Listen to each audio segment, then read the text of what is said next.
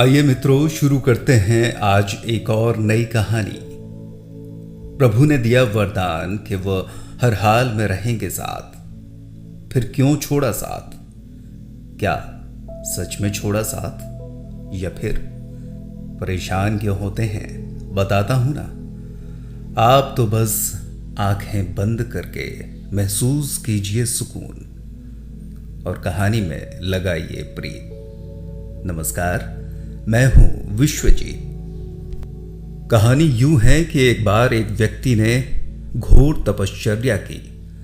भगवान इस कदर प्रसन्न हो गए कि हाथों हाथ वरदान देने के लिए उसके सामने प्रकट हो गए। लेकिन वह व्यक्ति प्रभु के दर्शन से ही इतना अभिभूत हो गया कि उसे वरदान मांगने की इच्छा ही नहीं हुई। फिर भी जब भगवान ने उसे फोर्स किया तो उसने एक ही वरदान मांगा कि आप हमेशा हर हाल में मेरे साथ रहें। प्रभु ने वरदान दे दिया और यह तो वाकई चमत्कार हो गया। वो चलना शुरू हुआ तो जमीन पर पांव के 2 की जगह 4 निशान बनने शुरू हो गए। यानी वाकई प्रभु उसके साथ हो लिए थे। वो तो मारे खुशी के झूम उठा। उसकी चाल ही बदल गई। विश्वास के 7वें आसमान पर जा बैठा वह। भगवान 24 घंटे साथ है, और क्या चाहिए? लेकिन कहीं ना कहीं शंकित भी था कि भगवान साथ न छोड़ दें। सो इस बात को लेकर वह चौकन्ना भी पूरा रहता था। बीच बीच में वह जंगल में मिट्टी या कीचड़ में चलकर देख भी लिया करता था कि वाकई प्रभु उसके साथ अब भी हैं कि नहीं। और जैसे ही कदमों के 4 निशान पाता तो वो न सिर्फ आश्वस्त हो जाता बल्कि लगे हाथों उन्हें धन्यवाद भी दे देता। वैसे उसका हंसता खेलता परिवार था। आर्थिक रूप से भी वो खाते पीते काफी सुखी था। कहने का मतलब कि आदमी न सिर्फ प्रभु का सच्चा भक्त मात्र था बल्कि जीवन भी उसका भरा पूरा और खुशहाल था। और सोने पर सुहागा ये कि अब उसका और भगवान का 24 घंटे का साथ भी था। लेकिन कहते हैं ना कि समय की चाल हमेशा एक सी नहीं रहती। बस उसी तर्ज पर उसके जीवन में भी एक टर्निंग पॉइंट आया। अचानक एक हादसे में उसके दोनों बच्चों की मृत्यु हो गई। पत्नी भी यह हादसा नहीं सह पाई और पागल हो गई। निश्चित ही इन सब का उस पर भी बड़ा गहरा असर पड़ा। मारे सदमे के धंधे पर ध्यान न दे पाने की वजह से वहां भी नुकसान होना शुरू हो गया।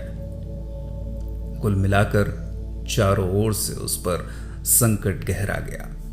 बड़ी ही मनहूसियत में उसके दिन गुजरने लगे।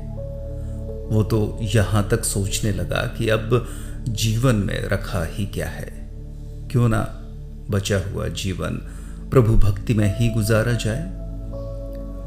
बस विचार करते ही वो तो सब छोड़कर संन्यास लेने जंगल की ओर चल पड़ा कि अचानक उसकी निगाह अपने पांव के निशान पर पड़ी। पंजे के 2 ही निशान थे। वो तो बुरी तरह चौंक गया और लगा सीधे भगवान को कोसने। संकट की इस घड़ी में तुमने भी मेरा साथ छोड़ दिया। अरे तुम तो आम संसारी से भी गए गुजरे निकले। तुम पूजा के लायक ही नहीं लेना संन्यास। इससे तो मैं अपनी दुनिया में ही भला हूं। यह सुनते ही उसके भीतर विराजमान प्रभु ने प्रकट होते हुए कहा कि वत्स, तुम अकारण पंजे के 2 निशान देखकर भ्रमित हो रहे हो। तुम्हारे दोनों पुत्र मर गए, पत्नी पागल हो गई। तुम क्या सोचते हो कि यह भयानक हादसा सहने की तुम्हारी क्षमता थी?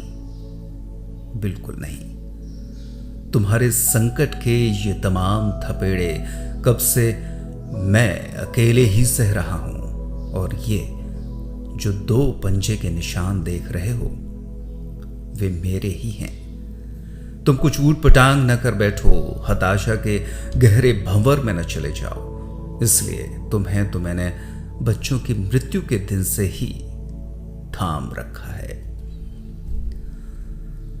तो जीवन का सत्य यही है कि जब भी मनुष्य पर कोई संकट आता है तब वो संकट सीधा मनुष्य की आत्मा थाम लेती है। तो इसी विश्वास के साथ नींद के आगोश में जाइए और सुनहरे सपनों में खो जाइए। आज की कहानी बस इतनी ही। नमस्कार, शुभ रात्रि, शब ब खैर।